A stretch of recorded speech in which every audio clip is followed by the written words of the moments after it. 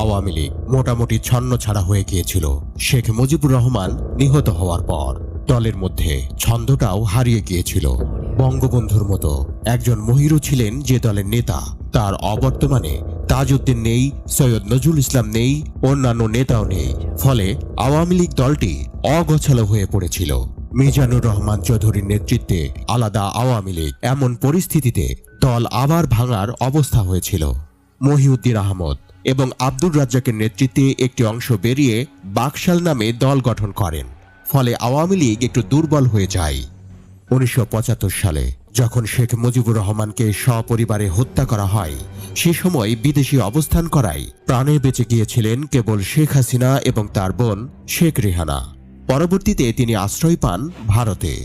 শেখ হাসিনা কিভাবে আওয়ামী লীগের নেতা হয়ে উঠলেন, সেই প্রসঙ্গ উঠে আসে তার প্রয়াত স্বামী এম.এ. ওয়াজেদ মিয়ার রচিত বঙ্গবন্ধু শেখ মুজিবকে ঘিরে কিছু ঘটনা ও বাংলাদেশ বইতে।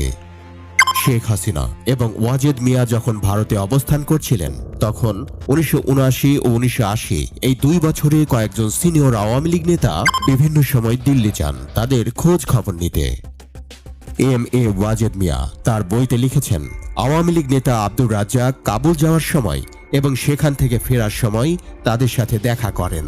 আওয়ামী লীগ নেতা জিল্লুর রহমান, আব্দুস সামাদ আজাদ, তৎকালীন যুবলীগ নেতা আমির হোসেন আমু, তৎকালীন আওয়ামী লীগের অন্যতম যুগ্ম সম্পাদক সৈয়দা সাজেদা চৌধুরী দিল্লিতে যান।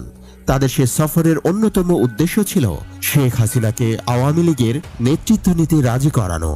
এই প্রসঙ্গে ওয়াজেদ মিয়া তার বইতে লিখেছেন, আমি তাদের সকলকে বলেছিলাম যে 1975 সালের 15ই আগস্টের অকল্পনীয় মর্মান্তিক ঘটনার পর বঙ্গবন্ধুর আত্মীয় স্বজনদের বাংলাদেশ আওয়ামী লীগের নেতৃত্বের পদে অধিষ্ঠিত হওয়ার ইচ্ছা প্রকাশ করা উচিত হবে না। অন্তত বাংলাদেশে গণতান্ত্রিক পরিবেশ ও আইনের শাসন সুপ্রতিষ্ঠিত না হওয়া পর্যন্ত। তবে শেখ হাসিনাকে তার অনুপস্থিতিতেই ঘোষণা করা হয় দলের প্রেসিডেন্ট হিসেবে। তিনি আরও লেখেন, পরের দিন দিল্লিস্থ অনেক সাংবাদিক শেখ হাসিনার সাক্ষাৎকার নিয়ে পত্রপত্রিকায় বিভিন্ন বিষয়ে তার মন্তব্য ও মতামত প্রকাশ করেন। এর 1 সপ্তাহ পরে আওয়ামী লীগের ওই সময়কার শীর্ষ নেতারা যান দিল্লিতে। 1981 সালের 24শে ফেব্রুয়ারি ঢাকা থেকে আওয়ামী লীগের আব্দুল মালিক উকিল, অ্যাডভোকেট জিল্লুর রহমান, আব্দুল মান্নান, আব্দুস সামাদ, এম কোরবান আলী, বেগম জোহরা তাজউদ্দিন, স্বামী গোলাম আকবর চৌধুরী সহ বেগম সাজেদা চৌধুরী, আমির হোসেন আমু, বেগম আইভি রহমান, আব্দুর রাজ্জাক, তোফায়েল আহমেদ প্রমুখ নেতৃবৃন্দ দিল্লি পৌঁছান। তারা শেখ হাসিনার সভাপতিত্বে 28শে ফেব্রুয়ারি পর্যন্ত কয়েকটি বৈঠকে মিলিত হন। এরপর ডক্টর কামাল হোসেন ও সাজেদা চৌধুরী ছাড়া সবাই ঢাকায় ফিরে যান। এরপর মে মাসের 17 তারিখ ফেরার দিন চূড়ান্ত হয়। 17 তারিখে আওয়ামী লীগের আব্দুস সামাদ আজাদ, এম কোরবান আলী, শেখ হাসিনা ও তার মেয়ে পুতুলকে নিয়ে দিল্লি থেকে ইন্ডিয়ান এয়ারলাইন্সের একটি ফ্লাইটে কলকাতা পৌঁছান। এরপর 17ই মে সন্ধ্যায় তারা কলকাতা থেকে ঢাকায় পৌঁছান। শেখ হাসিনাকে আওয়ামী লীগের সভানেত্রী করার বিষয়টি প্রথম প্রস্তাব করেছিলেন দলের অন্যতম সিনিয়র নেতা আব্দুর রাজ্জাক। মূল নেতা যাদের মনে করা হতো তারা হত্যাকাণ্ডের শিকার হন। দলও কিছুদিনের জন্য নিষিদ্ধ ছিল। দলকে পুনরুজ্জীবিত করার জন্য যখন চেষ্টা হচ্ছিল, তখন বেগম তাজউদ্দিন ঐতিহাসিক ভূমিকা রেখেছিলেন। বেগম তাজউদ্দিন থানায় থানায় ঘুরে দলকে বাঁচিয়ে রাখার চেষ্টা করেছেন। 1980 সালে আওয়ামী লীগের গঠনতন্ত্র পরিবর্তন করা হয়। এরপর দলের প্রেসিডেন্ট করা হয় জোহরা তাজউদ্দিনকে এবং সাধারণ সম্পাদক হন আব্দুর রাজ্জাক। রাত 2টোর সময় এই সিদ্ধান্ত হয়, আর ঠিক হয় পরদিন এ ব্যাপারে ঘোষণা দেওয়া হবে। কিন্তু পরদিন সকালে ঘটল ভিন্ন এক ঘটনা, যা মোড় পাল্টে দিল বাংলাদেশের রাজনৈতিক ইতিহাসের। ডক্টর কামাল হোসেন বলেন, সকাল সকাল আমার কাছে আসেন সৈয়দা সাজেদা চৌধুরীর স্বামী গোলাম আকবর চৌধুরী।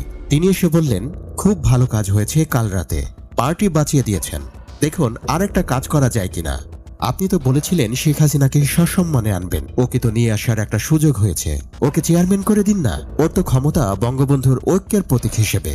এর পরের ঘটনার সম্পর্কে কামাল হোসেন বলেন, আমি বেগম তাজউদ্দিনকে বললাম। তার যে উদারতা, বলার সঙ্গে সঙ্গে তিনি বললেন অবশ্যই। বেগম তাজউদ্দিন সাথে সাথে রাজি হয়ে গেলেন শেখ হাসিনাকে চেয়ারম্যান করার প্রস্তাবে। ডক্টর কামাল হোসেন বলেন, বেগম তাজউদ্দিন সে সময় যে ভূমিকা রেখেছিলেন, তিনি যদি ওইভাবে সংগঠনকে পুনর্জীবিত না করতেন, তাহলে আওয়ামী লীগের অস্তিত্বই থাকত না। শেখ হাসিনাকে নিয়ে আসা হলো একদম স্বেচ্ছায়। বঙ্গবন্ধুর কন্যা হিসেবে এই ঐক্যটা রক্ষা করবে সে, এবং আমরা তাকে শ্রদ্ধা সমর্থন সবই করব, বলছিলেন ডক্টর কামাল হোসেন। 6 বছর প্রবাসী কাটানোর পর শেখ হাসিনা যেদিন ফিরে এলেন সেদিন ছিল 1981 সালের 17 মে, রোববার। এম এ ওয়াজেদ মিয়া তার বঙ্গবন্ধু শেখ মুজিবকে ঘিরে কিছু ঘটনা ও বাংলাদেশ গ্রন্থে লিখেছেন। ওই দিন বিকেলে ঢাকায় একটু একটু ঝড় বৃষ্টি হয়। যাই হোক, ঢাকায় পৌঁছেই রাত 11টার দিকে হাসিনা আমাকে টেলিফোনে জানায় যে সেদিন সভাস্থল মানিক মিয়া অ্যাভিনিউ হতে তৎকালীন ঢাকা কুর্মিটোলা বিমানবন্দর পর্যন্ত ছিল লোকারণ্য। তিনি আরও লিখেছেন, ওই দিন তাকে সম্বর্ধনা জানানোর জন্য 10 থেকে 12 লাখ লোকের সমাগম হয়েছে বলে বিভিন্ন পত্রপত্রিকা সূত্রে বলা হয়েছে। তবে আওয়ামী লীগের নেতাকর্মীদের মতে ওই দিন ঢাকায় অনন্য 15 লাখ লোকের সমাগম হয়েছিল। স্বামী ওয়াজেদ মিয়া শেখ হাসিনাকে পরামর্শ দিয়েছিলেন মাথা ঠান্ডা রেখে কাজ করতে। শেখ হাসিনা বাংলাদেশে ফিরে আসার সংবাদ ঢাকার বিভিন্ন সংবাদপত্রে গুরুত্ব সহকারে প্রকাশিত হয়। 1981 সালের 18 মে সোমবার প্রকাশিত বাংলাদেশ অবজারভার পত্রিকার প্রথম পাতার রিপোর্টের কিছু অংশ ছিল এমন: পুলিশের বেষ্টনী অতিক্রম করে বহু মানুষ বিমানবন্দরের টারমাকে প্রবেশ করে। এরপর আসে কাঙ্ক্ষিত সেই বিমানটি, ইন্ডিয়ান এয়ারলাইন্সের একটি বোয়িং। জয় বাংলা, জয় বঙ্গবন্ধু ও শেখ হাসিনাকে শুভেচ্ছা স্বাগতম জানানো গগন বিদারী স্লোগানে প্রকম্পিত গোটা বিমানবন্দর। দৈনিক ইত্তেফাকের রিপোর্টে লেখা হয়, শেখ হাসিনাকে লইয়া মিছিল শুরু হওয়ার পরপরই চারদিক অন্ধকার করিয়া ঝড় ও মুষলধারে বৃষ্টি শুরু হয়। বাসের ছাদে ও খোলা ট্রাকের লোকজন প্রায় 2 ঘণ্টা কাল ধরিয়া বৃষ্টিতে ভিজিয়া দীর্ঘ পথ অতিক্রম করে। শেখ হাসিনা জনতাকে উদ্দেশ্য করে বলেছিলেন, আমি নেতা নই, সাধারণ মেয়ে, বঙ্গবন্ধুর আদর্শ প্রতিষ্ঠার একজন কর্মী। আপনাদের কাছ থেকে বঙ্গবন্ধুর সোনার বাংলা গড়ার স্বপ্ন বাস্তবায়িত করার জন্য আপনাদের নিয়ে নিরলস সংগ্রাম করে যাব।